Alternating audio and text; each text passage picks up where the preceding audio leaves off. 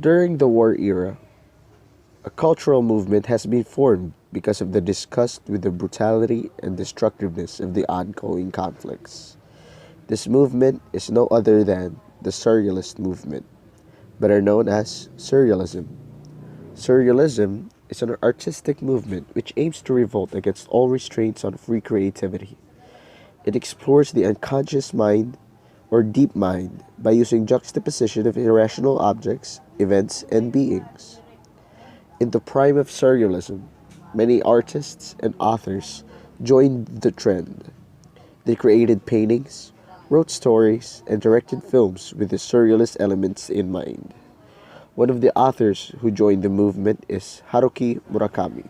Born on the 12th of January 1949 in Kyoto, Japan, Haruki Murakami is a Japanese writer that creates experimental novels about modern Japan.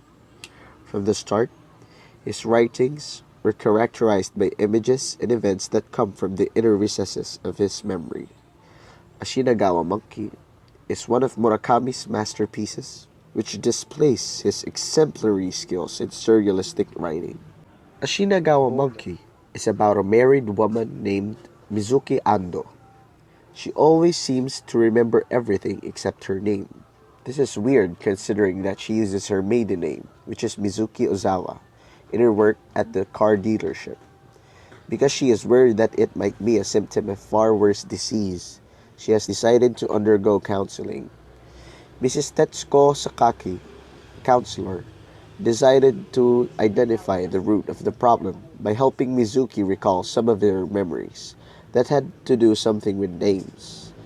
Mizuki ended up sharing her memories with Yuko Matsunaka, a schoolmate, which is about a dormitory name tag that Yuko handed before the day she disappeared. Surrealism makes use of unrelated and illogical ideas. You might be wondering what the Shinagawa monkey has to do with the story. It was later revealed that the monkey is the reason why Mizuki forgets her name. The monkey was so obsessed with Yuko that he even resorted to stealing her name tag. Mizuki's name tag was also stolen in the process. But why would such a thing cause Mizuki to forget her name? The name tag is just a symbol for another idea, which is the human identity. The monkey stated that he has the ability to steal the negative elements that was attached to the names. Mizuki was curious about the memories that were stolen from her. At first, the monkey was hesitant to tell her what he knew, but he still said it in the end.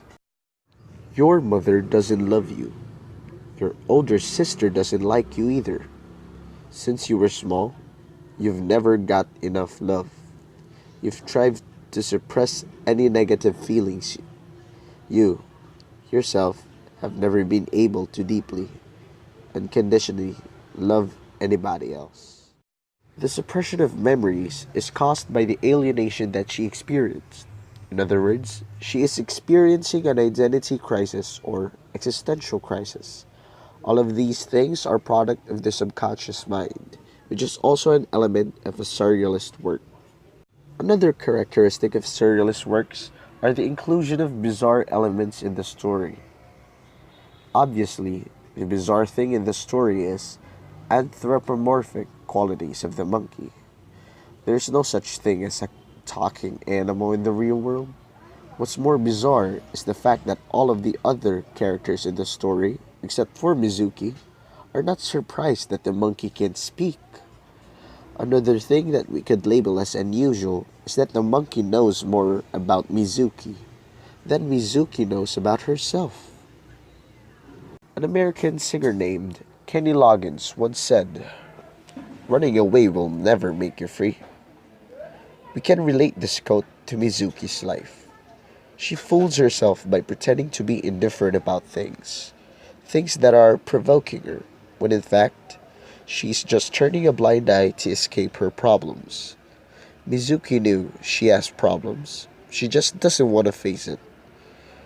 But because of that fateful encounter with the Shinagawa monkey, she finally decides to take her blindfolds off and move forward. Does she succeed in facing her fears? Will her future actions make her life an emotional roller coaster? Will things work out or not? We wouldn't know. But at least she had her name now. A name that was hers, and hers alone.